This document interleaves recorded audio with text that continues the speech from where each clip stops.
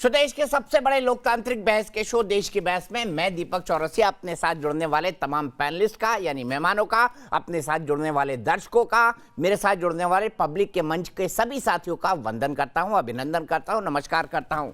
आप जानते हैं देश की बहस इकलौता बहस का कार्यक्रम है भारतीय टेलीविजन पर जो दर्शकों की राय के आधार पर चलता है। दर्शक ये तय करते हैं कि किस मुद्दे पर वो बहस को देखना चाहते हैं और आप दर्शक ही पब्लिक के मंच के साथ हमारे साथ सीधे लाइव अपने घरों से, अपने दफ्तरों से जुड़कर बहस की दशा और दिशा को आगे बढ़ाते हैं, इसे धार और रफ्तार देते हैं। आज पब्लिक के मंच में हमारे साथ निकिता रावत दिल्ली से जुड़ेंगे, हमारे साथ अमृता सत्यान ग्रेटर नोएडा से जुड़ेंगे, हमारे साथ नीलेश शुक्ला प्रयागराज से जुड़ेंगे, हमारे साथ सागर शर्मा गाजियाबाद से जुड़ेंगे। ये लोग हमारे साथ जुड़ेंगे और आज के बहस के मुद्दे पर अपनी राय रखेंगे। लेकिन सबसे पहले देख लेते हैं आज आपने बहस का कौन सा मुद्दा चुना है। आज का मुद्दा बहुत महत्वपूर्ण है। आज का मुद्दा है जावेद अख्तर के बयान पर क्यों बढ़ा बवाल। जावेद अख्तर इतने शानदार गीतकार हैं, कई सारे अवार्ड सरकार की तरफ से उन्हें मिल चुके हैं, लेकिन इसके बावजूद जावेद अख्तर ने आज आरएसएस, वीएचपी और बजरंग दल की तुलना एक इंटरव्यू में आज से पहले तालिबान के साथ कर दी। उसके बाद इसको लेकर बवाल जारी है।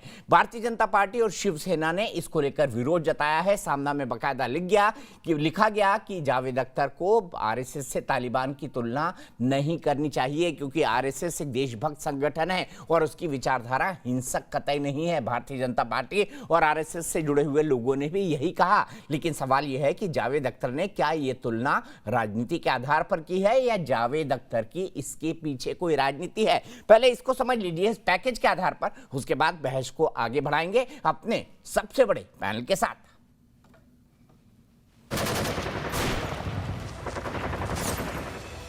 गीतकार जावेद अख्तर के विवादित बोल ने नया विवाद खड़ा कर दिया है।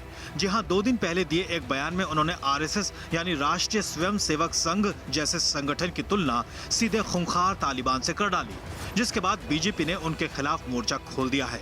बीजेपी नेता और केंद्रीय मंत्री नारायण राणे के बेटे नितेश राणे ने जावेद अख्तर को चिट्ठी लिख अपनी आपत्ति जताई है। उन्होंने कहा, तालिबानी आतंकवाद के साथ हिंदू धर्म और आरएसएस की आपसी तुलना एक सुनियोजित रणनीति की तरह दिखती है। तालिबानी राजदूत के रूप में कार्य करते हुए उनकी विचारधारा को हिंदू धर्म के साथ तुलना करके महिमा मंडित किया जाता है। देश की तरक्की के लिए आरएसएस हमेशा सोचती है। उस आरएसएस के बारे में ऐसी घिनौनी बातें करते अपनी तालिबानी वृत्ति दिखाई है।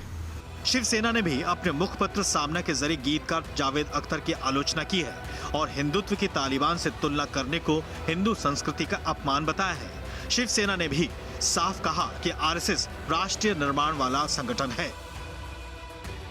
देश की किसी भी संस्था या संगठन का तालिबानियों से तुलना करना मुझे लगता है ठीक नहीं है। ये देश एक मजबूत लोकतंत्र वाला देश है। हालांकि जावेद अख्तर के बचाव में कांग्रेस नेता तारिक अनवर उतर आए हैं। जावेद अख्तर जी ने जो कहा वो बिल्कुल सही बात कही है। तालिबान जो है वो यही काम करता है कि जो उनके मर्जी के खिलाफ कोई भी अगर खड़े होने की कोशिश करता है तो उसकी आवाज़ को दबा दिया जाता है। तो यही काम आरएसएस, बीजेपी भी कर रही है। दरअसल जावेद अख्तर पहले भी कई विवादित बयान देते रहे हैं, लेकिन जावेद साहब की इस बार जुबान कुछ ज्यादा ही खराब हो गई। देश की बहस में चर्चा है कि जावेद अख्तर ने किस मानसिकता के तहत संघ जैसे देशभक्त संगठन और समाज को एकता के सूत्र में बांधने वाले संगठन को खूंखार तालिबान से तुलना कर डाली। इस तरह के विवादित बयान देने के पीछे क्या कोई एजेंडा है? और देश की बहस में हमारा सवाल आज का इसी से जुड़ा है। क्या जावेद अख्तर का बयान राजनीति से प्रेरित है? हम आपसे ये पूछ रहे हैं, हाँ या ना में आप इसका जवाब दे सकते हैं। जवाब कैसे देना है आपको पता है। आप हमारी वेबसाइट पर जा सकते हैं, आप हमारे मोबाइल ऐप को डाउनलोड कर सकते हैं जिसे डाउनलोड करना बेहद आसान है। आप हमारे ट्विटर हैंडल पर जा सकते हैं, आप हमारे फेसबुक पेज पर जाकर भी वोट कर सकते हैं। कार्यक्रम के अंत में हम देश के बहस के दर्शकों की क्या राय है ये हम आपको दिखाएंगे। लेकिन शो के दौरान अगर आपकी कोई राय है या सुझाव है, आप मुझे कई बार मैसेजेस करते हैं कि आप शो के अंदर शामिल होना चाहते हैं, तो प्लीज एक व्हाट्सएप कर दीजिए 9711000066 पर। हम आपको देश की बहस के अंदर अपने घरों से लाइव शामिल करेंगे। सबसे पहले अपने बड़े पैनल को इंट्रोड्यूस करता हूं और मेरे साथ सबसे पहली दर्शक निकिता रावत दिल्ली से जुड़ेंगे। लेकिन उससे पहले मैं इंट्रोड्यूस करता हूं भारतीय जनता पार्टी की राष्ट्रीय स्पोक्स पर्सन संजू वर्मा जी को। मैं इंट्रोड्यूस करता हूं अवनिजेश अवस्थी जी, जो कि प्रोफेसर हैं दिल्ली यूनिवर्सिटी के, पॉलिटिकल एनालिस्ट हैं, संघ के विचारक हैं। मेरे साथ मोहम्मद अली शाह हैं, जो कि जाने माने पॉलिटिकल एनालिस्ट हैं, साथ ही साथ सेना के अंदर भी काम कर चुके हैं। मेरे साथ विवेक श्रीवास्तव जी हैं, जो कि लेफ्ट के नेता हैं, वो भी मेरे साथ जुड़ेंगे। संजू वर्मा जी, सबसे पहले मैं आपसे जानना चाहता हूं, क्या संघ की तुलना तालिबान से करी जा सकती है? तालिबानी वो सोच जो औरतों को लाठी से मारती है, डंडों से मारती है, कोड़ों से मारती है। एक महिला को हम जानते हैं यहाँ पर, अफगानी शरणार्थी, उसकी आंखें निकाल दी तालिबान ने, क्योंकि वो अफगान नेशनल पुलिस फोर्स के अंदर काम करती थी। क्या संघ से ऐसे लोगों की तुलना की जा सकती है?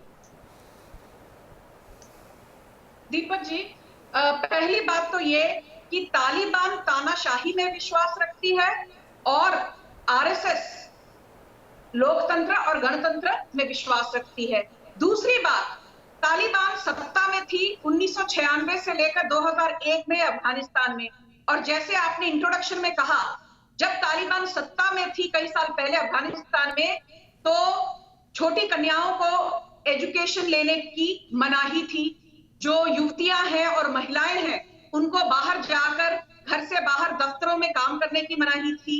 यहां तक कि शरिया लॉ को इतनी बुरी तरह से तालिबानियों ने इंप्लीमेंट किया था कि यदि कोई महिला आंख उठाकर एक पुरुष को देखती है तो उसकी पब्लिक एग्जीक्यूशन की गई है, और ये सब आंकड़ों के समेत पब्लिक डॉक्यूमेंटेशन, पब्लिकली डॉक्यूमेंटेड है। और ये कोई मतलब मैं कहानियां नहीं बता रही हूं यहाँ पर।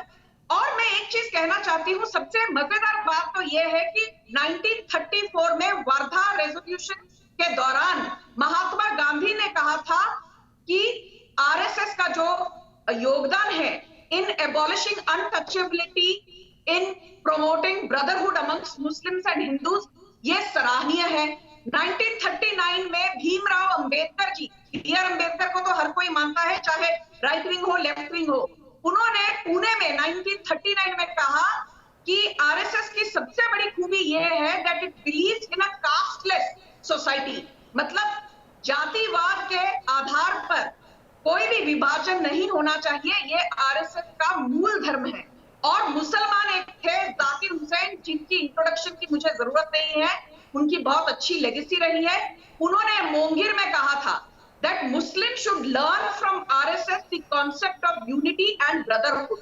तो जो लोग, जावेद अख्तर जैसे अनपढ़ लोग, ये मैं इनको बोलती हूँ पढ़े लिखे अनपढ़, जावेद अख्तर जैसे पढ़े लिखे अनपढ़ों को थोड़ा बहुत रिसर्च करके अपना मुंह खोलना चाहिए। ये मोदी विरोध करते करते इतना देश विरोधी बन चुके हैं कि जब ये मुंह खोलते हैं, इनको खुद नहीं मालूम होता कि हम लॉजिकली बात कर रहे हैं, रैशनली बात कर रहे हैं, या कट्टरपंथी को प्रमोट कर रहे हैं। और मुझे लगता है Javed Akhtar is a wicket, और ये कट्टरपंथी सोच को बढ़ावा देते हैं। ठीक है, विवेक श्रीवास्तव जी, मुझे बताइए, आपको कहां से आरएसएस जो है तालिबान के बराबर का संगठन लगता है? क्या जावेद अख्तर के विचार से आप सहमत हैं विवेक श्रीवास्तव जी? देखिए, ड्रेस रिहर्सल तो शुरू ही हो गया है। जब जंतर मंतर के ऊपर नारे लगते हैं कि मुल्ले काटे जाएंगे, तो हिंदुवादी संगठनों ने ड्रेस रिहर्सल आरएसएस ने तो नहीं लगाए थे, मेन वो किसी आरएसएस ने तो नहीं लगाए थे, और जिन लोगों ने लगाए वो नॉन अवेलेबल वारंट के तहत जेल में हैं। संगठनों ने, आपको पता नहीं है, आपके वो लोग नॉन अवेलेबल वारंट के साथ जेल में। विवेक जी, अरे मुझे सब पता है, आप सुनिए जरा। हाँ, तो आप जस्टिफाई ना करें प्लीज, उन लोगों को जस्टिफाई करने दीजिए, आप एंकर हैं, मुझे बोलने दीजिए। तो जब ये नारे जंतर मंतर पे लगते हैं जिसमें आप गलत फैक्ट बोलते हैं तो मुझे टोकना पड़ता है, वरना मैं आपको कभी नहीं टोकता। तो उसके बाद मैंने नहीं टोकना नहीं पड़ता, गलत सच नहीं है sir. Hindu fanaticism in the country, ये एक सच है, ये आपको मानना पड़ेगा। वहां पे मॉब लिंचिंग की वारदात, आप हिंदू हैं, फैनेटिक हैं? हिंदू राष्ट्र, विवेक श्रीवास्तव जी मुझे बताइए, आप हिंदू हैं, फैनेटिक हैं? जबरदस्ती, सुनिए, आप हिंदू हैं, आप फैनेटिक हैं? बताइए ना, आप हिंदू हैं, फैनेटिक हैं? एक बहुत बड़े धड़े को ये कंपेयर कर लीजिए ना सर, एक बहुत बड़े धड़े को इस देश आप की बताइए ना, आप फैनेटिक हैं विवेक भाई? कर रही है। मैं तो कम्युनिस्ट हूं। नहीं, आई एम अ कम्युनिस्ट। कम्युनिस्टों को धर्म में मत बांधिए, हम किसी धर्मों के वो नहीं। लेकिन जो हिंदुओं का एक बड़ा धड़ा है, आप उसको डरा के धमका करके कि भैया मुसलमानों का राज हो जाएगा। 14.5% मुसलमानों से 85% हिंदुओं का धर्म खतरे में आ गया। हिंदुइज्म इज इन डेंजर, सब खत्म हो जाएगा, मुगलों का साम्राज्य आ जाएगा, हिंदू अपनी जान बचाओ। और इन मुसलमानों से बचो। ये नैरेटिव आरएसएस और हिंदूवादी संगठन सेट करके वोट ला करके मोदी को सरकार में डाल रहे हैं। डेवलपमेंट में आप जीरो हैं। और गोवलकर जी की आरएसएस में और आज की आरएसएस में एक बात और आप समझ लीजिए, 1991 में जब डॉक्टर मनमोहन सिंह प्राइवेटाइजेशन की नीति लेकर के आए, हमने विरोध किया। आरएसएस ने शुरू किया था स्वदेशी जागरण मंच, जो आज सिर्फ नाम का है। प्रधानमंत्री मोदी 100% एफडीआई की बात कर रहे हैं। इकोनॉमिक्स में आप हट चुके हैं अपने ढर्रे से, आप सिर्फ बिजनेसमैनों की दलाली कर रहे हैं और एक रिलीजियस फैनेटिज्म को बढ़ा करके वोट्स को लेने की कोशिश कर रहे हैं। ठीक है, ये क्योंकि डेवलपमेंट की पॉलिटिक्स पे संजू वर्मा जी, ये कम्युनिस्ट है, फैनेटिक नहीं, लेकिन हिंदू फैनेटिक है के हिसाब से। आपको इसमें कॉन्ट्रडिक्शन नहीं लगता? हिंदू फैनेटिक नहीं है, हिंदुओं को फैनेटिक बनाने की कोशिश की जा रही है। आपने कहा हिंदू फैनेटिक है, मुसलमानों के बीच में डिवाइड क्रिएट करके। संजू वर्मा को बोलिए, संजू जी जवाब दें, फिर मैं गोडसे को डिनाउंस करें। अली भाई के पास जाऊंगा, फिर मैं अली भाई के पास जाऊंगा और अमरीश जी के पास जाऊंगा। तो बोले कि गोडसे मुर्दाबाद। नहीं, पहले बोल दें गोडसे मुर्दाबाद, अगर ये गांधी को रियलाइज कर रही है तो। और भीमराव अंबेडकर ने साफ कहा था, और कॉमरेड भगत सिंह ने भी साफ कहा था। ठीक है, अच्छा विवेक भाई सुन लीजिए ना, हम अपने आर्गुमेंट छोटे छोटे रखते हैं ताकि आसानी से एक दूसरे की बात का जवाब दे सके, काउंटर कर सके। जी दीपक जी, मैंने विवेक श्रीवास्तव की बात को बड़े ध्यान से सुना। मैं सिर्फ एक चीज कहना चाहती हूँ, ये बीजेपी नहीं कह रही, ये आरएसएस नहीं कह रही, दुनिया की सबसे बड़ी ऑर्गेनाइजेशन जिसको हर कोई मानता है, यूनाइटेड नेशंस ने कहा है कि दुनिया की 10 सबसे बड़ी जो आतंकवादी संगठन है, 10 biggest terror organisations, 9 out of 10 have Muslim DNA, radical Islamist DNA. तो रैडिकल इस्लाम को जो लोग हामी नहीं भरना चाहते कि भाई ये एग्जिस्ट करता है, और शुतुरमुर्ग की तरह अपने सर को नीचे रखकर ये कहते हैं कि सैफरन टेरर तो है पर रैडिकल इस्लामिस्ट जैसा कोई आतंक या टेरर है नहीं। मैं कहती हूँ इनके जैसा बड़ा कोई हिपोक्रेट है ही नहीं। थैंक यू, अपना सच्चा चेहरा इस्लामोफोबिया दिखाने के लिए बहुत बहुत शुक्रिया। मैं चाहता था आप ये बोले और आपने बोला। इस्लामोफोबिक है क्या? हाँ, आप इस्लामोफोबिक हैं, आरएसएस इस्लामोफोबिक है, और आप लोग भाईचारे में विश्वास नहीं करते। नहीं, क्या ये सच नहीं है विवेक जी? मेरा एक काउंटर सवाल है संजू जी से भी, आपसे भी है। क्या ये सच नहीं है कि दुनिया के टॉप 10 आतंकवादी संगठन में से ज्यादातर इस्लामिक रेडिकल्स हैं? जी, क्या ये सच नहीं है? क्या ये फैक्ट नहीं है? इनको अभी अब सुन लीजिए sir, 10 second, only 10 second sir, 10 second, I need 10 second. हाँ बोलिए ना, बोलिए, फिर मैं अली भाई के पास चलूंगा। 250 साल हुए हैं यूनाइटेड स्टेट्स ऑफ अमेरिका को आजाद हुए, 250 साल हुए हैं, जिसमें से 225 साल यूनाइटेड स्टेट्स ऑफ अमेरिका सिर्फ युद्ध में रहा है। चाहे वियतनाम हो, यूनाइटेड स्टेट्स ऑफ अमेरिका एक टेररिस्ट स्टेट है। वो यूनाइटेड नेशन की बात कर रही है, यूनाइटेड स्टेट्स ऑफ अमेरिका की नहीं, वो यूनाइटेड नेशन की बात कर रही है विवेक श्रीवास्तव जी। तो जब आप विवेक श्रीवास्तव जी, वो यूनाइटेड नेशन की बात कर रही है, यूनाइटेड स्टेट्स की नहीं, अमेरिका की बात नहीं कर रही है। वो यूनाइटेड नेशन की बात कर रही है, संयुक्त राष्ट्र की बात कर रही है, संयुक्त राष्ट्र अमेरिका की बात नहीं कर रही है। मतलब कम्युनिस्ट चश्मा क्या होता है? मैं सीधे अली भाई के पास चलता हूँ। अली भाई मुझे बताइए, क्या आप जावेद अख्तर के बयान से सहमत है? क्या आपको भी लगता है कि आरएसएस, वीएचपी, बजरंग दल, इनकी तुलना तालिबान से की जानी चाहिए? मैंने सबको बड़े तसल्ली से सुना, और विवेक भाई जो हैं हमारे बड़े भाई हैं, उनकी मैं बहुत इज्जत करता हूं और इनकी भावनाएं मैं समझता हूं। बिल्कुल इनकी बात कोई गलत नहीं थी, लेकिन इनका जो कंसर्न है वो मैं समझ सकता हूं। लेकिन मैं आपको ये कहूँगा कि मैं जावेद अख्तर साहब की बात से सहमत नहीं हूँ, इसलिए क्योंकि इट्स अनफेयर है, ये नाइंसाफ़ी है कि किसी भी हिंदुस्तान की ऑर्गेनाइजेशन को तालिबान से कंपेयर करना। अफगानिस्तान में क्या हो रहा है। अब वही चीज़ अगर हम बोलें तब हम वो फेयर हम यहाँ पे लेकर आते हैं, और जो वहाँ पे नारे लगे थे जब मूले काटे जाएंगे, जो गलत बात थी, वो आरएसएस और बीजेपी ने नहीं किया था, वो किसी और की फ्रिंज ऑर्गेनाइजेशन ने किया था, जो कि बहुत ही गलत किया था, और उनके ऊपर सख्त से सख्त कार्रवाई होनी चाहिए। मेरे को ताजुब है कि अब तक उन पे कार्रवाई क्यों नहीं हुई, और विवेक भाई ने बड़ा अच्छा काम किया था उस टाइम। सब जेल में, अली भाई सब जेल में, पिंकी चौधरी उसके जो नेता थे, सो कॉल्ड उनके जो नेता थे वो जेल में है, नॉन बेलेबल वारंट, कोर्ट ने उनको 3 बार बेल देने से इनकार कर दिया, जेल में। फ्रिंज ऑर्गेनाइजेशन बिल्कुल एक्सेप्ट, क्योंकि विवेक भाई ने बहुत ही अच्छा कैंपेन चलाया था, तो इसके लिए उन पे कार्रवाई उन पे होनी पड़ी। अच्छा, अब मुझे लगता है जावेद अख्तर साहब, जिनकी मैं बहुत इज्जत करता हूं, उनका खुद बहुत बड़ा फैन हूं मैं, और उनकी राइटिंग्स का, उनकी शेर शायरी का, मुझे लगता है इनको कुछ इल्म नहीं है अफगानिस्तान के कॉन्स्टिट्यूशन के बारे में, जो कॉन्स्टिट्यूशन 64 का है और 2004 का है। इसमें article 25, article 26, article 27, article 30 B, कुछ उनको इल्म नहीं है इसके बारे में। उनको पता ही नहीं तालिबान करती क्या है। तालिबान जो है खुद वहां पे, जावेद अख्तर साहब ने ये कहा था कि ये तालिबान वहां पे मुस्लिम राज्य चाह रही है, मुस्लिम स्टेट चाह रही है, और उसी तरीके से उन्होंने पैरेलल ड्रॉ किया कि आरएसएस हिंदू स्टेट चाह रही है। अब उनको पता होना चाहिए कि अफगानिस्तान में ऑलरेडी मुस्लिम स्टेट है, वो ऑलरेडी वहां पे मुस्लिम रिपब्लिक है, लेकिन हिंदुस्तान में नहीं है। खैर वो अलग बात है। अब उनको ये भी मालूम नहीं है कि तालिबान करके रहे, वो अपने ही लोगों को मार रहा है, वो वहां पे मुसलमानों को ही मार रहा है।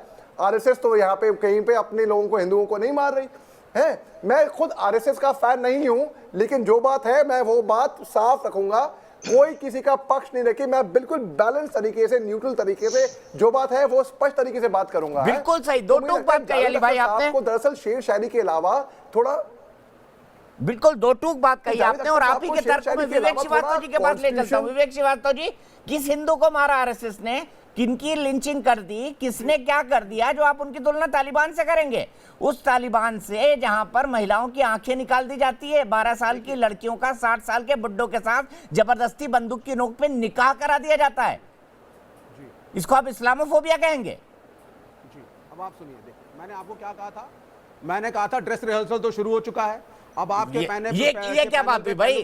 आज एक एग्जांपल बता दीजिए जब आरएसएस ने तालिबान की तरह बिहेव किया, एक एग्जांपल बता दीजिए मुझे भाई, मेरे को। और जब हिंदुस्तान के कानून के हिसाब से जिन लोगों ने वो किया उसको सजा ना मिली हो, एक एग्जांपल बता दीजिए ना। जी ठीक है, तो अब आप मुझे, हाँ, मुझे बोलने दीजिए आप पहले।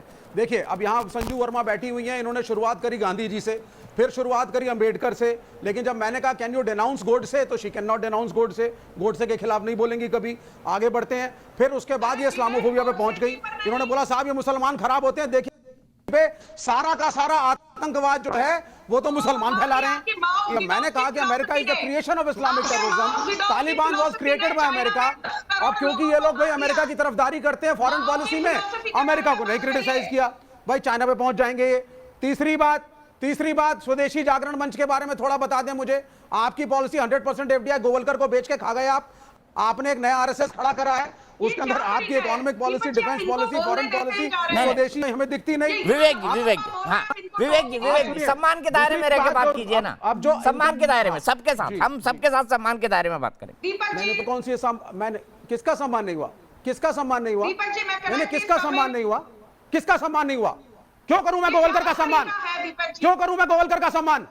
और क्यों करूं मैं आरएसएस का सम्मान? मैं कम्युनिस्ट हूं और मैं देश के कॉन्स्टिट्यूशन में बिलीव करता हूं। मैं नहीं सम्मान करता उन विचारधाराओं को जो देश को तोड़ना चाहती है। मैं भारत का सम्मान करता हूं, भारत के संविधान का सम्मान करता हूं। गोडसे का सम्मान करूंगी इनकी तरह? डिनाउंस करें गोडसे को, ये नहीं करेंगी। ये इस्लामोफोबिया को लेकर के बैठी है, ये करें डिनाउंस हिंदू राष्ट्र को। आप डिनाउंस करिए हिंदू राष्ट्र को, आप बोलिए कॉन्स्टिट्यूशन, तब मैं आपको सम्मान दूंगा। आप डिनाउंस करिए राष्ट्र को, आप बोलिए कॉन्स्टिट्यूशन सेकुलर और रहेगा, मैं दूंगा सम्मान सबको। किसी को कोई गाली नहीं दे रहा है। आप कंसेप्चुअली गलत और कम्युनल लोग हैं। आप लोग कम्युनल एक संगठन है और कम्युनल राजनीति को बढ़ावा दे करके वोट पोलराइज करके आप वोट लेते हैं। इस्लामोफोबिया आपका डीएनए है। हिंदू राष्ट्र को आप, madam I don't need your certificate, I don't need your certificate, I don't need your certificate. इस देश के कॉन्स्टिट्यूशन पे स्वेयर करता हूं, इस देश के कॉन्स्टिट्यूशन को मानता हूं।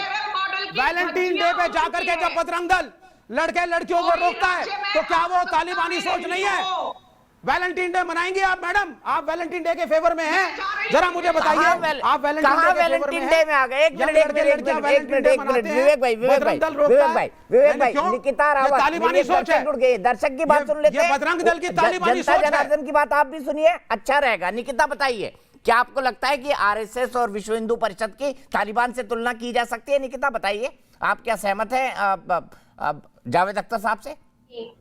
नहीं, जावेद अख्तर सर ने जो स्टेटमेंट बयां करी है कि तालिबान और आरएसएस की तुलना जो उन्होंने एक साथ करी है वो उसके बाद से सहमत नहीं है, क्योंकि हमारा जो देश है वो पूरा एक सेक्युलर और डेमोक्रेटिक कंट्री है और उसमें इसका मतलब हुआ कि हम किसी को भी सेक्स, कास्ट, रिलीजन उसके बेसिस पे डिस्क्रिमिनेट, तो आरएसएस तो हमारे सपोर्ट करता है ना, तो उसको हम तालिबान के साथ तुलना कैसे? बिल्कुल सही कहा निकिता, बिल्कुल सही आपने। निकिता, मैं आप ही की बात को अवनीजेश जी के पास ले जाता हूँ। अवनीजेश जी, थोड़ा सा बताइए ना, विवेक भाई को गोलवलकर जी कौन थे, बताइए इनको थोड़ा सा। दीपक जी, मैं एक बात बड़ी साफ से कह दूं, बीच में कोई बोलेगा मैं डिबेट छोड़ दूं। मैं किसी के बीच में बोलता नहीं और ना मैं टॉलरेट करता। जिसके बारे में आज ये कहा गया, 2-3 बातों का मैं जवाब देता हूँ जो यहाँ पर आई है। पहली बात ये कि उनका कि ड्रेस रिहर्सल तो शुरू हो गया है। 1 महीने पहले की बात कर रहे हैं ना। 30 साल पहले इसी देश में कश्मीर में एक ही संप्रदाय के हिंदुओं को वहां से पूरी तरीके से निकाल दिया गया। जावेद अख्तर की कलम से मुंह से एक शब्द तक नहीं फूटा, आज तक नहीं फूटा। 1984 में एक संप्रदाय के सिखों को घर से निकाल करके टायर डाल करके जलाया गया, मारा गया, दुकानें लूटी गई। एक आदमी नहीं पकड़ा गया। एक आदमी, वो जो जिसको सजा हुई है, जो आज की समय में जेल में है, 35 साल बाद हुआ जेल, उसको 35 साल लग गए। सार्वजनिक रूप से दिल्ली की राजधानी में हुआ। 3 दिन तक लगातार होता गया। हजारों सिख मारे गए, दुकानें लूटी गई, घर से लड़कियों को पकड़ा गया, कोई कुछ नहीं बोला।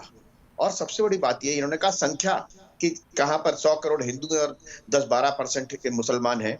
यही तो आप कह रहे थे कि तालिबान जो हैं वो 60-70 हजार थे, अफगान की सेना 3 लाख थी, फिर भी हार गई।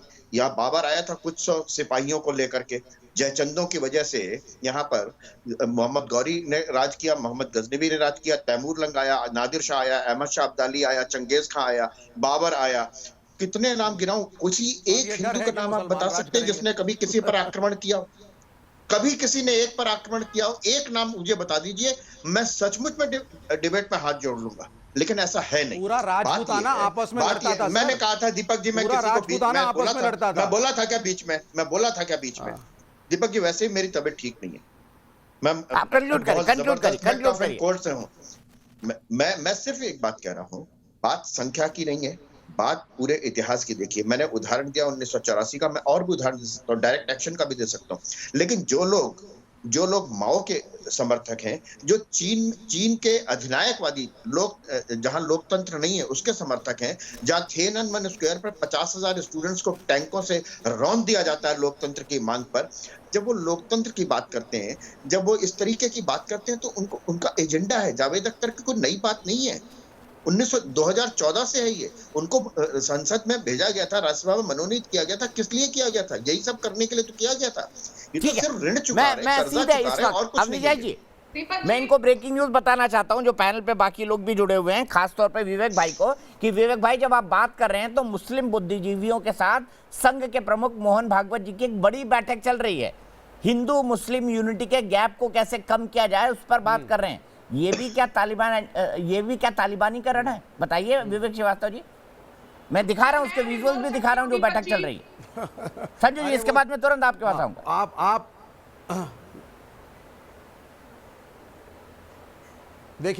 देखिए ऐसा है, ऐसी मीटिंगों के चलने से कभी शेर और बकरी में मित्रता नहीं हुई है। एक बात को आप समझ लीजिए। तो आप मान रहे शेर और बकरी में मित्रता नहीं हो सकती, हिंदू और मुसलमान में मित्रता नहीं हो सकती, आप मान के चल रहे हैं? नहीं, यही कम्युनिज्म की फिलॉसफी है। आपने बिल्कुल हो सकती है। आपकी मानसिकता जो शेर वाली है उसको बदलिए, शेर वाली मानसिकता को बदलिए और मित्रता की मानसिकता रखिए। वो तब होगी जब आप अपने एजेंडे में से हिंदू राष्ट्र के बजाय एक सेक्युलर इंडिया के कॉन्सेप्ट को प्रमोट। हर कोई खड़ा होकर के आरएसएस के लिए ताली बजाएगा, मैं भी बजाऊंगा, इस साथ में सब। आप पहले अपने हेट के एजेंडा को साइड में रख के एक यूनिफाइड डाइवर्स इंडिया है उसको एक्सेप्ट करें, उसके अंदर यूनिटी की बात करें, यूनिटी एंड डाइवर्सिटी की, हिंदू मुस्लिम एकता की बात करें, और ये राष्ट्र सबका है। मुझे संजू वर्मा जी, मुझे स्मरण में नहीं आता जो गोडसे की विचारधारा है, जब आरएसएस ने ये कहा हो कि हम सेक्युलर इंडिया को मानते ही नहीं, विवेक श्रीवास्तव क्यों जोर देकर इस बात को बोल रहे हैं? दीपक जी, अब मेरी तो बोल देना ये कि हिंदू राष्ट्र एक गलत कॉन्सेप्ट है, कंसेप्ट ही गलत है, बोल दें, मैं मानूंगा। दीपक जी, मैं तभी बोलूंगी यदि आप हिंदू राष्ट्र कॉन्सेप्ट को मैडम डिनाउंस कर दीजिए। मैं यहाँ पे आपका सम्मान बहुत, हाँ बोलिए। नहीं मत जाइए नहीं, नहीं, can you- because you are not able to control him. ना नहीं वो नहीं बोल रहा, आप बोलिए आप बोलिए ये क्या तरीका है डिबेट का? मैं जैसे बोलने लगती हूँ बीच में आते हो और आप इनको कंट्रोल नहीं कर पाते, दूसरों को आप भाषण देते हो कि संजू जी बार मत बोलिए, टोकिए मत। विवेक श्रीवास्तव को आपने खुली छूट देकर रखी है कि जाओ और डिबेट में जो करना करो। ये क्या तरीका है डिबेट का? बिल्कुल नहीं दे रखी संजू जी, वो चुप बैठे हैं, बिल्कुल चुप बैठे हैं। देखिए ना, आप जब से बोल रहे हैं बोल नहीं रहे हो, एक बार बोले फिर रुक गए हो। आप बोलिए। विवेक श्रीवास्तव बीच में टोकेंगे तो मैं डिबेट छोड़ के जाऊंगी, इतना आप सुन लीजिए। Thank you. पहली बात तो ये, अल्लाहू अकबर बोल के चार्ली हेब्डो अटैक किसने करवाया? रेडिकल इस्लामिस्ट ने। ब्रसल्स बॉम्बिंग किसने करवाई? रेडिकल इस्लामिस्ट ने। ऑरलैंडो नाइट क्लब शूटिंग किसने करवाई? रेडिकल इस्लामिस्ट ने। स्वीडन में लोन वुल्फ अटैक किसने करवाया? रेडिकल इस्लामिस्ट ने। मक्का मदीना की बॉम्बिंग किसने करवाई? रेडिकल इस्लामिस्ट ने। और सुनिए, अभी हाल ही में काबुल में बॉम्बिंग किसने करवाई? रेडिकल इस्लामिस्ट ने। अल्लाहू अकबर का नारा देकर महिलाओं का कत्लेआम करना, अल्लाहू अकबर और नारा तकबीर बोलकर ग्लोबल जिहाद के नाम पर लोगों को बम से उड़ा देना, ये रेडिकल इस्लाम की नस्ल है। और जो लोग इसको इनकार करते हैं, आप इनको इस्लामोफोबिक मत बोलिए। हम सच बोल रहे हैं और आपको सच कड़वा लगता है। यही जावेद अख्तर है जो हिंदुओं का अपनी पिक्चरों में मजाक दीपक जी, आपको उत्तर मिल गया? मोहन भागवत की मीटिंग का उत्तर आपको इन्होंने दे दिया। मोहन भागवत की मीटिंग का उत्तर आपको मिल गया दीपक भाई? क्या इन्होंने बताया? मैं सीधे अली भाई के पास चलता हूं। अली भाई, इन्होंने ये बताया कि आरएसएस मुसलमानों और इस्लाम के बारे में क्या सोचती है। अरे अली भाई को भी सुन लीजिए, फौज में रह चुके हैं, इतने शानदार वक्ता हैं, उनको भी सुन लीजिए, तो थोड़ा ज्ञानवर्धन होगा। अली भाई मुझे बताइए, क्या ये सच नहीं है कि यूएन जिन टॉप 10 और टेररिस्ट ऑर्गेनाइजेशन की बात करता है, उसके पीछे रेडिकल इस्लामिज्म है, इस्लाम का विकृत स्वरूप? देखिए, बड़ी बदकिस्मती की बात है कि कोई भी जो रेडिकल हो, कोई भी एक्सट्रीम तरीके का रास्ता अपनाए, वो गलत है। चाहे हिंदू रेडिकल हो, चाहे मुसलमान रेडिकल हो। मैं सन 2019 में जब पुलवामा हमले हुए थे, तब एक ओपन लेटर लिखा था, तो मैंने एक ओपन लेटर लिखा था जैश ए मोहम्मद को, और उस पर मैंने समझाया कि भैया जिहाद का असली मतलब क्या होता है। अभी संजू वर्मा जी कह रही हैं अल्लाह अकबर। अल्लाह अकबर का मतलब होता है एक्चुअली गॉड इज ग्रेट। जैसे हम कहते हैं जय श्री राम, और कहना भी चाहिए, अच्छा शब्द, अच्छा लगता है सुनने के लिए। वैसे ही अब जो भी रेडिकल, मैम मैंने तो आपको इंटरप्ट नहीं करा, देखे आपको पूरा देश देख रहा है। आप बीजेपी की नाक कटवा रही है मैडम, आप बीजेपी की नाक कटवा रही हैं। हमने किसी के हाथ पांव नहीं काटे, आप बोलकर हमने बम नहीं उड़ाए।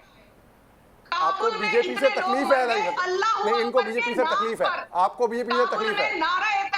विवेक भाई, इनको बीजेपी से तकलीफ है, इनको तकलीफ है बीजेपी से। मैडम, आपको तकलीफ है बीजेपी से। विवेक भाई, इनको तकलीफ है बीजेपी से। दरअसल बात ये है, मेरी ड्रामा एक्सपोज हो रहा है, बात पहुंच गई मेरे तक। मेजर अली, ये बहुत अच्छी बात हो रही है, कम से कम यहाँ पे इनका इस्लामोफोबिया एक्सपोज हो रहा है। आइडियोलॉजी के चलते 10 करोड़ लोगों को माओ ने मार दिया। एक्सपोज हो गया विवेक भाई,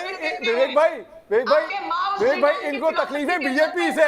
जो खाली बर्तन होते हैं ना, खाली बर्तन, वो ज्यादा शोर करते हैं। इस्लाम, कुरान, मुसलमानों के प्रति जो इनकी हेटेड है, शोर नहीं करते। वो सामने आ गई है। संजू वर्मा जो है, इनके पास कंटेंट ही नहीं है बोलने का, तभी ये चीख के बातें कर रही हैं और ये बीजेपी की नाक कटा रही है। अरे हैरानी की बात है, संजू वर्मा जो है अपना तमाशा बना रही है, नेशनल टीवी पे ये बीजेपी की नाक कटवा रही है। मेरे को बड़ी शर्म आ रही है मैडम, मेरे को बड़ी शर्म आ रही है आप पे, मेरे को बड़ी शर्म आ रही है आप पे। आपको अकल नहीं है, आपका दिमाग नहीं है, आप अपनी दिमाग की संतुलन खो बैठी हैं, तभी आप ये बात। अरे आप सूझ, यहाँ पे लंग पावर नहीं, दिमाग की पावर। आवाज तेज मत करिए, दिमाग को तेज करिए अपना है। अब मैं आपको समझाता हूँ, अगर आपको बीजेपी से कोई तकलीफ है, उन्होंने आपको पोजीशन नहीं दी, इनकी तकलीफ क्या है मैं बताता हूँ। इनकी तकलीफ क्या है? इनकी तकलीफ ये है, इनको लगता है कि बीजेपी इनको प्रवक्ता नहीं, इनको मिनिस्टर बनाए है, और मिनिस्टर बनाया नहीं, केवल प्रवक्ता बना रखा है, इसलिए आपको तकलीफ हो रही है। आप मोदी जी के अगर खिलाफ आपको एक अच्छा प्रवक्ता बनना है ना, सबसे पहले आपको एक अच्छा लिस्टर बनना चाहिए, एक बातों की सुननी चाहिए। ये विवेक भाई जी थे तो बहस करनी भाई, विवेक भाई ने अच्छा दोनों झगड़िए मत, जनता जनार्दन की आवाज सुनिए। मेरे एक दर्शक अली भाई संजू जी, मेरी एक दर्शक अमृता सत्य ग्रेटर नोएडा से जुड़ गई है, उनकी राय जान लेते हैं, जनता क्या सोचती है मुद्दे के बारे में वो भी समझ लेते हैं, फिर मैं पैनलिस्ट के बाद वापस आऊंगा। अमृता बताइए, क्या जावेद साहब ने सही कहा कि भाई आरएसएस और तालिबान दोनों एक तरह के हैं? नहीं, मुझे लगता है कि जावेद अख्तर साहब ने जो आरएसएस, वीएचपी और बजरंग दल की तुलना तालिबान से की है, वो किसी भी प्रकार से मान्य नहीं है, क्योंकि आरएसएस एक देशभक्त स्थिति है और तालिबान जिस रास्ते पे चल रहा है वो क्रूरता से भरा है और उन लोगों में बिल्कुल भी इंसानियत या दया भाव नहीं है। ठीक है, बहुत बहुत अच्छा बोला अमृता, आपने बहुत सुंदरता के साथ आपने बात कही। और इसी बीच मेरे साथ सीधे नितेश राणे जुड़ गए हैं, जो कि भारतीय जनता पार्टी के नेता हैं। सीधे नितेश के पास चलते हैं। नितेश, आपने जावेद साहब को एक पत्र लिखा है, क्यों और आपको क्या लगता है कि ये एजेंडा राजनीति से प्रेरित है? अगर ऐसा कहा है जावेद साहब ने तो उसके पीछे क्या राजनीति नजर आ रही है आपको? नहीं, जावेद साहब ने हमेशा जब ये इस तरह की वक्तव्य की है तो उनको कुछ ना कुछ तो उसमें से कॉन्स्पिरेसी हमको हमेशा दिखती है।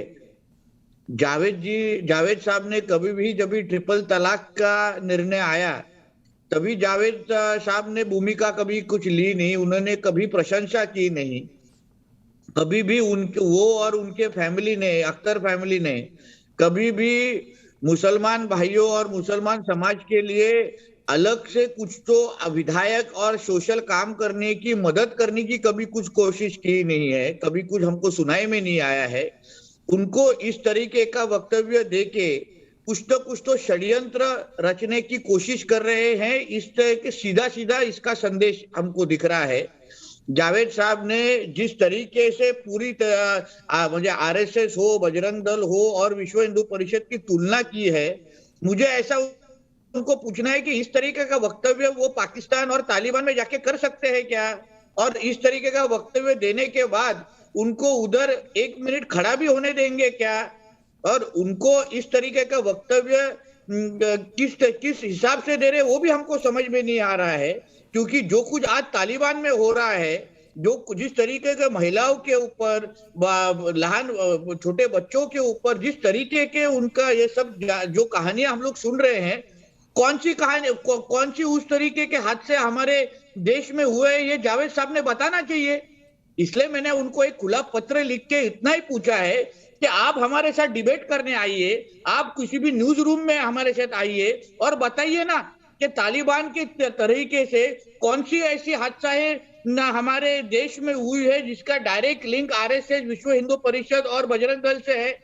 सिर्फ इस तरीके का वक्तव्य देके वो निकल नहीं सकते, या तो अगर उनके पास कोई प्रूफ नहीं होगा तो उन्होंने माफी मांगनी चाहिए। इस तरीके की बात मैंने उनके सामने कही है।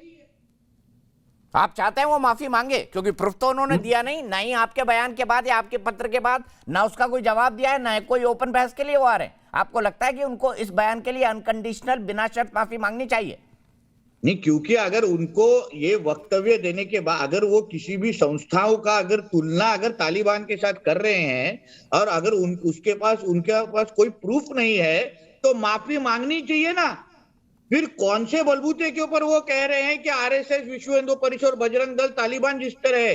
क्या हो रहा है आज तालिबान में? जावेद अख्तर साहब को मालूम है? या तो 2-3 दिन जाके रह के आए तालिबान में, और फिर बताइए कि उसमें और जो हमारे देश में हो रहे हैं उसमें क्या फर्क है। आज आरएसएस हो, विश्व हिंदू परिषद हो, बजरंग दल हो, वो जिस तरीके से देश में अलग अलग विधायक काम कर रहे हैं, लोगों को मदद करने का काम कर रहे हैं, तो उस तरीके का कौन सी चीज तालिबान में हो रही है?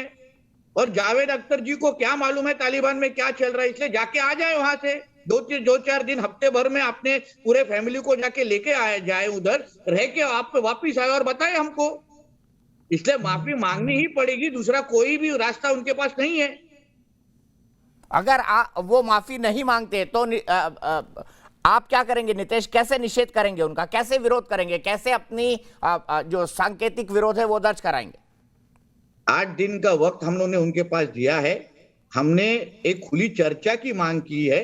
जावेद अख्तर जी को अगर उनको कुछ भी उनको कहना है तो हमारे पास आ सकते हैं। ऐसा नहीं कि हम लोग सिर्फ विरोध के लिए विरोध कर रहे हैं। आज हम देश को ये भी बताना चाहते हैं कि जावेद अख्तर जी को हम बात करने का मौका दे रहे हैं। अगर उन्होंने कल कुछ भी उसके पास ध्यान ही नहीं दिया तो उनको ध्यान कैसे उनके पर लाना है ये हमको अच्छी तरह से मालूम है। क्या आपको लगता है यह सेक्युलर राजनीति की मजबूरी है कि ऐसे संगठनों को गाली दी जाए या उनके बारे में इस तरह की तुलना की जाए जो बिल्कुल देखिए, जावेद अख्तर जी ये जो पश्चिम बंगाल वेस्ट बंगाल में हुआ था तभी वो बहुत ज्यादा खुश हुए थे, वो और उनका पूरा फैमिली। ये जैसे मैंने पहले भी कहा है, जावेद अख्तर जी ने कभी भी ट्रिपल तलाक जैसे बड़े निर्णयों के ऊपर मोदी जी की कभी प्रशंसा की नहीं। इनको हमेशा इसी तरीके का षड्यंत्र करना है, गंदी राजनीति करनी है और उसी हिसाब से जावेद अख्तर जी पहचाने जाते हैं। तो मुझे ऐसा लगता है कि जावेद अख्तर जी का इस बयान के पीछे एक बहुत बड़ा षड्यंत्र है। और उसके साथ भी मैं ये भी कहना चाहता हूं दीपक जी कि वो इस तरीके का षड्यंत्र, इस तरीके का वक्तव्य क्यों दे पाते हैं, क्योंकि महाराष्ट्र में एक ऐसी सरकार बैठी है उद्धव ठाकरे जी के नेतृत्व में जो इस तरीके के वक्तव्यों को प्रोत्साहन देती है। आज इस तरीके का वक्तव्य वो उत्तर प्रदेश में जाके नहीं दे सकेंगे, मध्य प्रदेश में जाके नहीं दे सकेंगे, वो सिर्फ महाराष्ट्र में दे सकते हैं, वो सिर्फ अपना वेस्ट बंगाल में दे सकते हैं, झारखंड में दे सकते हैं। और महाराष्ट्र में शिवसेना की जो सरकार है वो उसमें उनको मदद कर रही है, इसलिए जावेद अख्तर इस तरीके का वक्तव्य दे सकते हैं। ठीक है, बहुत बहुत शुक्रिया नीतीश, क्योंकि शिवसेना ने भी आज सामना में उनका ओपन तौर पर विरोध किया है। तो मुझे नहीं लगता कि हम इसमें राजनीति का समावेश करें, लेकिन ये भी एक फैक्ट है कि इसके पीछे का पॉलिटिकल मकसद क्या है। नए पैनल को इंट्रोड्यूस करता हूं। कौन कौन मेरे साथ जुड़ गए? मनोज यादव जी जुड़ गए, भारतीय जनता पार्टी के राष्ट्रीय प्रवक्ता अवनीश अवस्थी जी बने हुए हैं, मोहम्मद अली शाह साहब बने हुए हैं मेरे साथ, और विवेक श्रीवास्तव बने हुए हैं। अली, मैं आपके पास आना चाहूंगा और आपसे सीधे मांगना चाहूंगा कि भाई जो लोग ये बातें करते हैं उनको थोड़ा सा तो ये भी सोचना चाहिए कि चलिए थोड़े दिन अफगानिस्तान में रह के आते हैं, थोड़े दिन काबुल कंदार घूमते हैं, फिर करते हैं कि क्या तुलना होनी चाहिए। विवेक भाई, आप भी थोड़े दिन घुमाइए। वरना उनको इंडिया में धमकाया जाएगा, उनके घर का घेराव किया जाएगा, अगर मुख्यमंत्री बीजेपी का होगा तो जेल में डाला जाएगा। फ्रीडम ऑफ एक्सप्रेशन होता नहीं है। सुनिए, फ्रीडम ऑफ एक्सप्रेशन की कोई कहानी नहीं है। योगी के उत्तर प्रदेश में आओ तो आरएसएस अच्छा है कि तालिबान अच्छा है? अपनी बहन बेटियों को एक बार तालिबान भेज तो भैया, तालिबान को एक्नॉलेजमेंट तो यूनाइटेड नेशन सिक्योरिटी काउंसिल में आपने दी है। अरे भाई, चीनी यूनाइटेड नेशन सिक्योरिटी काउंसिल में तालिबान को मान्यता तो मोदी साहब ने दी है। तो आप कंफ्यूज हैं, आपको बीजेपी की लाइन ही नहीं पता है। You don't even know the Indian government line. अरे भाई, जो चीनी एजेंट है, सुनो चीनी एजेंट तरीके से एक बात सुन लो। अगर आरएसएस की तुलना करना चाह रहे हो तो कोई चीनी एजेंट नहीं है। इमैच्योरिटी से बात मत करो, मैच्योरिटी से थोड़ा बात करिए। फ्रीडम ऑफ एक्सप्रेशन इस देश में है। जावेद अख्तर एक सम्मानित इंटेलेक्चुअल है और उनको धमकाना गलत है। राष्ट्रीय स्वयंसेवक में राष्ट्रीय महिला सेवा। अच्छा, एक सवाल में Manoj Yadav ji, freedom of expression की बात की इन्होंने। मैं एक बात जानना चाहता हूँ। अली, मैं आपके पास 1 मिनट के अंदर आ रहा हूँ। विवेक भाई, मुझे बताइए, चाइना में फ्रीडम ऑफ एक्सप्रेशन है ना? जी नहीं, मैं इंडिया में रहता हूँ कि चाइना में, और आप कहाँ रहते हैं? इंडिया में सवाल पूछ रहा हूँ, आप नाराज क्यों हो रहे हैं? आप बताइए ना, फ्रीडम ऑफ एक्सप्रेशन है चाइना में? कर रहे थे आप, चाइना को छोड़िए। जिस नीतीश का नहीं, आप मेरी बात सुने। ये मनोज यादव को इंडियन गवर्नमेंट की लाइन नहीं पता। इंडियन गवर्नमेंट ने ऑल अपोजिशन पार्टीज की जो मीटिंग बुलाई, उसके बाद यूनाइटेड नेशन सिक्योरिटी काउंसिल में तालिबान को मान्यता दी है। Now he is confuse. ये मनोज यादव डिबेट में भक्ति दिखाई, इन्हें यही नहीं पता कि भारत सरकार की लाइन क्या है। हमें गणतंत्र दिवस में भैया, पहले राजभक्ति छोड़ दो, पहले जाकर के बीजेपी ऑफिस में डिबेट की तैयारी करके आओ। भारत सरकार का स्टैंड क्या है? भारतीय सेनाओं का विरोध कर रहे थे। भाई, मैं कहता हूं, बहुत बड़े हम चीन के गुलाम हैं। क्या जावेद अख्तर का फ्रीडम ऑफ एक्सप्रेशन है, हाँ या ना? हम चीन के गुलाम। चलिए, अब आप बताइए, इस देश में फ्रीडम ऑफ एक्सप्रेशन है या फरहान अख्तर को धमकाया जाएगा, उसके घर का घेराव करोगे? क्या करना चाहते हो आप? या मारोगे हर मुसलमान को और हर इंटेलेक्चुअल को जो आपके खिलाफ कुछ अरे बोलेगा। मारने की बात कौन कर रहा है विवेक भाई, मारने की बात कौन कर रहा है? अच्छा मैं अली के पास जाता हूँ। अली हाथ उठा रहे हैं। मनोज भाई एक के ऊपर एक ना बोले, एक एक करके बोले। बढ़िया डिबेट चल रही है, बहुत शानदार बोल रहे हैं आप दोनों। सीधे अली के पास चलता हूँ। अली मुझे बताइए, जो तर्क मनोज जी दे रहे हो, जो तर्क विवेक जी दे रहे हैं, दोनों में फंडामेंटल डिफरेंस है। लेकिन मुझे बताइए कि वो लोग जो तालिबान की तुलना आरएसएस से करते हैं, क्या आप उनको सजेस्ट करेंगे थोड़े दिन काबुल कंधार रह के आए, देख के आए कि क्या हालत है वहां पर? दीपक जी इनको बोलिए अपनी बहन बेटियों को एक बार भेज कर देखे वहां पर, तब पता लग जाएगा इनको कि आरएसएस कितना बढ़िया है। ठीक है मनोज जी रुक जाइए ना, अली को बोलने दीजिए प्लीज। मनोज जी एक एक करके प्लीज। तालिबान कितना अच्छा देश है। जो लोग हिंदुस्तान की अफगानिस्तान से तुलना करते हैं या हिंदुस्तान के संगठनों की तालिबान से तुलना करते हैं, उनको मैं कहूंगा आप जाइए, जरूरी नहीं है कि वहां रह के आइए। अरे आप पढ़ लो भैया, पढ़ लो, शेर शायरी के अलावा थोड़ा और पढ़ लो और मालूम करो कि भाई असल में अफगानिस्तान का ए क्या है, तालिबान का टी क्या है। मैं आपको एक बात बताता हूँ, मैं आपको दीपक जी देखिए, मैं माइनॉरिटी हूँ, मैं खुद मुसलमान हूँ, मगर मैं आपको ये बताऊँ आपको, पाकिस्तान में एक माइनॉरिटी अगर फौज में जाता है तो हेडलाइन बनती है, अरे सरदार फौज में आया। अफगानिस्तान में माइनॉरिटी, मैं बताऊँ हिंदुस्तान में चाहे कुछ भी बोले, हम कितना भी रो लें, मर मिट लें, बोल लें, पीट लें, मगर फिर भी हिंदुस्तान के हालात ना वैसे हैं और ना, उम्मीद करता हूं ना ही वैसे होंगे। इसका जिम्मा हमारा सबका है। इसके लिए बहुत ज़रूरी है कि एकता बनाए रखें। कोई आइडियोलॉजी, देखिए मैं मुसलमान हूँ और मेरे को बहुत फ़ख्र है इस बात की कि मैं मुसलमान हूँ, और अगर मैं दूसरों की भावनाएं समझूंगा, उनके मज़हब की इज़्ज़त करूंगा, उनकी आइडियोलॉजी की इज़्ज़त करूंगा, तभी लोग मेरी भावना की, मेरी मज़हब की, मेरी आइडियोलॉजी की इज़्ज़त करेंगे।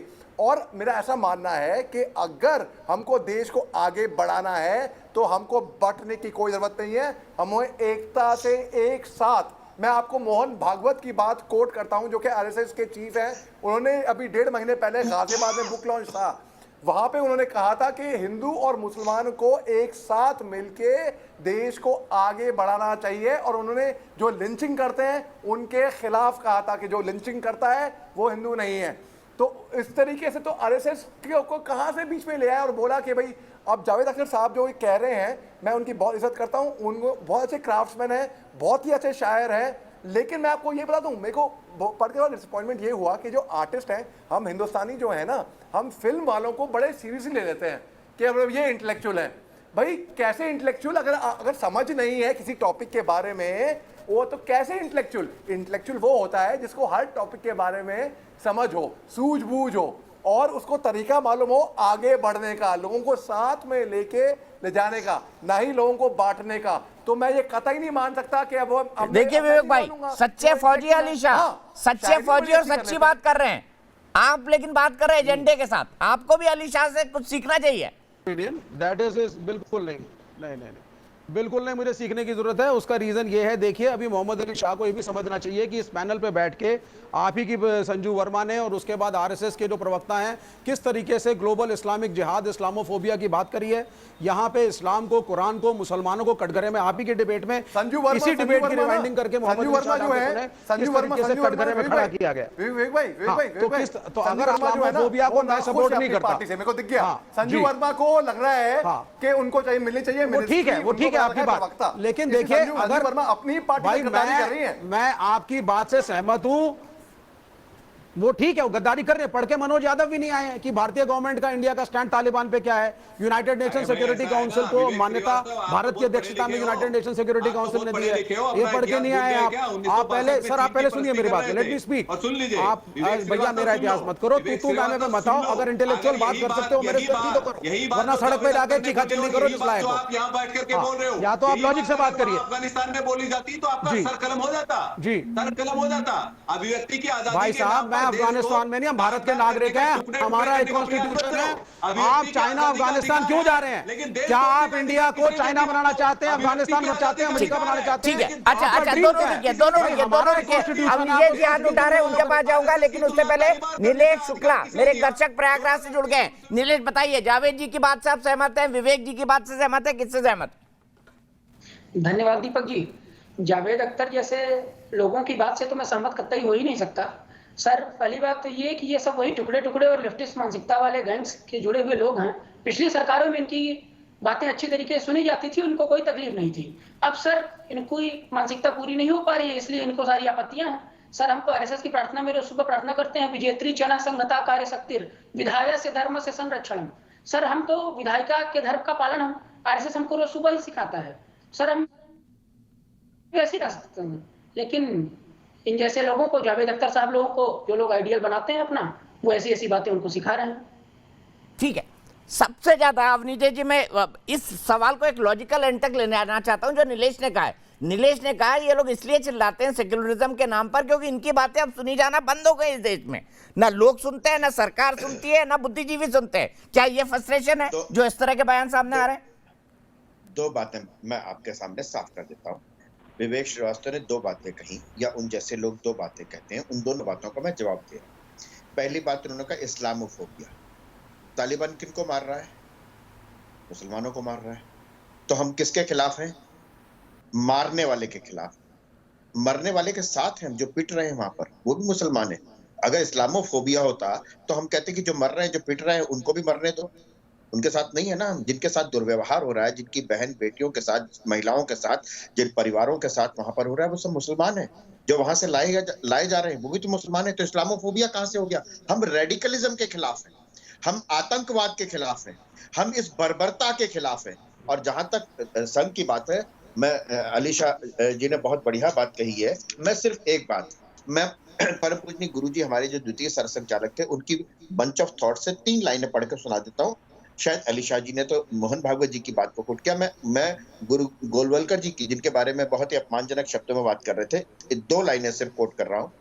126 नंबर पेज पर है। हमें ईश्वर को किसी भी नाम से पुकारने से आपत्ति नहीं है। हम संघ के लोग पूर्ण रूपेण हिंदू हैं, इसीलिए हमें प्रत्येक पंथ और सभी धार्मिक विश्वासों के प्रति सम्मान का भाव है। जो अन्य पंथों के प्रति असहिष्णु है वह कभी भी हिंदू नहीं हो सकता। यह परम पूजनीय गुरुजी ने लिखा है। अब बताइए आप, वो तालिबान से इनकी तुलना की जा सकती है क्या? ये जावेद अख्तर को कहिए कि अर्थ फिल्म बनाने वाले, अर्थ फिल्म को जीने वाले बहुत अलग है। वहां तो फिल्में भी नहीं बन सकती। वीरे दी वेडिंग वहां पे बनाने वाले और काम करने वाले नहीं, देखने वाले तक को कोड़े लगेंगे वहां पर। वहां तो फिल्म सब, शायरी वायरी सब, संगीत सब बंद है वहां पर। बेरोजगार हो जाएंगे। आप कह रहे हैं कि अफगानिस्तान चले जाएं। अरे काहे को जाएंगे भाई? तो सर अरे काहे को जाएंगे वहां? ये गीत संगीत सब बंद है वहां। विवेक जी, संगीत सब बंद है सरकार ने दी है। तो मैं दीपक जी, मैं किसी के बीच में बोलता नहीं हूँ। गलत बोल रहे हैं। मैं दीपक जी, मैं किसी के बीच में बोलता नहीं हूँ। आप सुने, वहां पर अगर हिंदुस्तान का हर नागरिक उसके साथ खड़ा है, जिसको तालिबानी मार रहे हैं, तो वो मुसलमान है। अच्छा ठीक है, ठीक है। देखिए अवनीश जी ने क्या बात कही, विवेक जी सुनिए ना, लॉजिक सुनिए उनका। भाई तालिबान जिसको मार रहा है, मनोज यादव जी उसका ही समर्थन कर रहे हैं ना। भाई तालिबान किसको मार रहा है? मुसलमान को मार रहा है। तो कहां से इस्लामिक फोबिया हो गया? किस तरह से इस्लामोफोबिया बताइए ना। मुसलमान को मारा जाए तो ठीक, ये किस हिंदू ने कहा? बताइए ना विवेक जी, बताइए। इंडिया की बात करिए ना सर, आप इंडिया की बात ना सर, आप मैं अवस्थी जी से अपील करूंगा, एक बार हिंदू राष्ट्र के कॉन्सेप्ट को डिनाउंस करें। अरे ये डिनाउंस करें। गजब बात हो गई। ठीक है, मैं आता हूँ, हिंदू राष्ट्र पे भी आऊंगा। अगर आप कह रहे हैं ना संघ गुरु गोलवलकर जी की बातें उन्होंने पढ़ के सुनाई आपको, मैं हिंदू राष्ट्र पे भी आऊंगा, उस पर भी बात करूंगा। मेरे साथ ज़ेबा खान भी जुड़ेंगी। अली भाई कुछ कहना चाहते हैं, एक ब्रेक के लिए रुकना पड़ रहा है मुझे।